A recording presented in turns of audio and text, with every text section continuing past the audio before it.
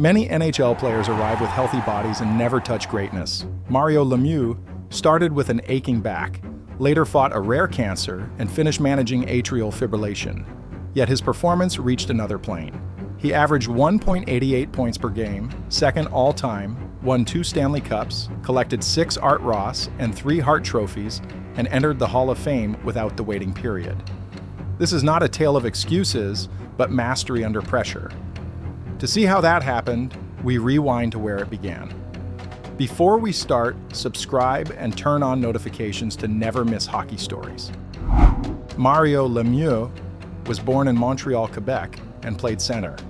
His junior path ran through the Laval Voisin in the Quebec Major Junior Hockey League. In the 1983-84 season, he set a towering benchmark with 282 points across 70 games, including 133 goals and 149 assists.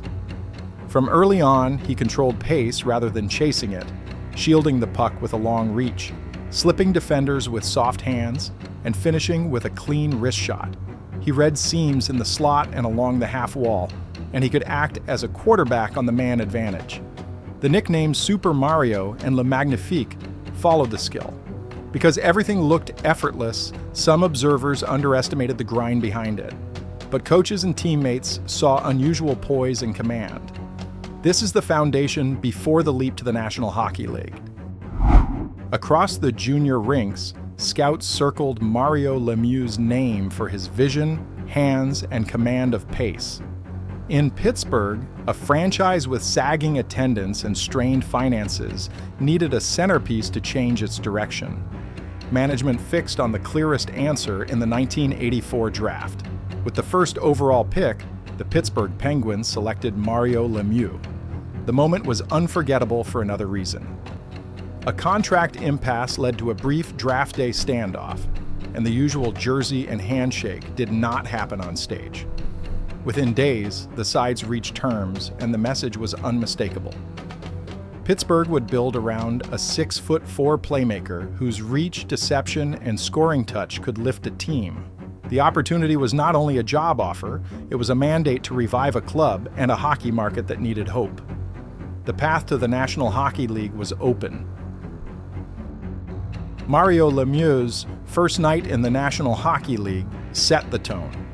Against Boston, he stripped the puck from Ray Bourque on his first shift and scored on his first shot. The play showed calm posture, head up, and a glide that disguised sudden acceleration. Through that opening season, he centered the top line, directed the power play from the half wall and the slot, and used his long reach to shield the puck before finishing with a clean wrist shot. His reads pulled defenders out of shape and opened tap-in looks for line mates. By spring, the numbers matched the impression. Mario recorded 100 points as a rookie and earned the Calder Trophy.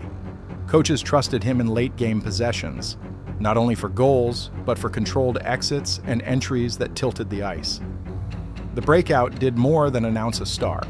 It gave Pittsburgh a reliable engine for offense, a focal point for special teams, and a standard for pace and deception. From his very first sequence to the final week of that season, Mario Lemieux showed that his ceiling was beyond projection. The franchise now had a center who could command games and a path toward meaningful hockey in May. From the late 1980s through the mid-1990s, Mario Lemieux turned elite production into a routine. The signature season was 1988 to 1989, when he posted 199 points with 85 goals and 114 assists. That year, he set a standard for danger in every manpower state with 13 shorthanded goals in a single season. On New Year's Eve against New Jersey, he recorded 5 goals in 5 different ways at even strength, on the power play, while killing a penalty, on a penalty shot, and into an empty net. It was a live demonstration of range, patience, and calculation. Team success followed the individual surge. Mario led Pittsburgh to the Stanley Cup in 1991 and again in 1992, earning the Conn Smythe Trophy as the most valuable player of the playoffs in both runs. Across the regular seasons that frame those titles, his control of pace remained the axis of Pittsburgh's attack. He won the Art Ross Trophy 6 times as the league's leading scorer and the Hart Trophy 3 times as the most valuable player, achievements that required dominance across different line mates, coaching changes, and evolving defensive systems. The numbers underneath the trophies clarify why his name sits near the summit of the sport. His career average of 1.88 points per game ranks second in National Hockey League history among players with a substantial sample.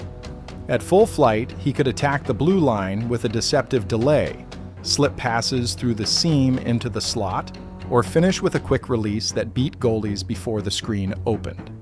On the man advantage, he read rotations like a quarterback, pulling penalty killers out of structure and creating tap-in finishes on the weak side. Short-handed, he was not merely clearing the puck, he was a threat to score, which changed how opponents risked the puck near the blue line. His value was also reflected in the market. In October 1992, he signed a 7-year, $42 million contract, the highest in the league at the time, which recognized that one player could alter a franchise's trajectory. None of these peaks arrived by chance. They were the product of a rare combination of vision, hands, spatial awareness, and an understanding of rhythm that allowed him to manage risk while still hunting for high-leverage chances. This was the sustained height that made every night feel like a turning point and set the context for the challenges to come. Pain was not a subplot for Mario Lemieux. It was a daily condition. Through the late 1980s and early 1990s, his lower back tightened, flared, and demanded constant management. Practices were shortened or skipped, travel days felt longer, a surgery and long rehabs followed, and one lost season underlined the cost. The toll did not blunt his vision, but it made every shift a calculation between what the body allowed and what the game required. Then came a harder word. In January 1993, he announced a diagnosis of a rare cancer of the lymphatic system. Treatment began immediately. Radiation turned routines into hospital visits and sapped energy that no athlete can fake. On a March afternoon, he completed a session, flew to Philadelphia, and dressed that night. He scored 1 goal and 1 assist. The crowd rose. In a building that rarely grants kindness to Pittsburgh, respect overruled rivalry for a minute that said more than any headline. He would finish that season at the top of the scoring table. The achievement did not erase the disease. It showed how he met it. The back never fully relented. Spasms returned. Days were built around therapy, core stability, and a careful warm-up cycle to guard against sudden grabs. Coaches adjusted workloads and leaned on his brain when legs were limited. He learned to conserve bursts for entries across the blue line, to let deception replace collisions along the wall, and to turn small gaps in the slot into high-value chances before pain could close them. The body asked another question late in his career. Irregular heart rhythm appeared and would not be dismissed. Skates were unlaced more often. Appointments replaced practices. In January 2006, he made the decision to stop. There was no victory lap, no dramatic last goal, only a clear recognition that health is not a narrative device. It is a limit. Off the ice, conflict took a different shape. Years of deferred salary collided with a franchise sliding toward bankruptcy. Mario pursued what he was owed and then reframed the fight. He converted claims into equity and stepped toward ownership, not as a vanity project, but as a way to keep the team in Pittsburgh. The price he paid was measured in pain, in missed games, and in the weight of responsibility. The response was measured in resolve. The next chapter would show what adaptation looks like when the player refuses to let the player be the whole story. Recovery demanded more than rest. After 44 months away, Mario Lemieux returned in December 2000 and posted 3 points on night 1, then produced 76 points in 43 games. The path back was built on discipline, not spectacle.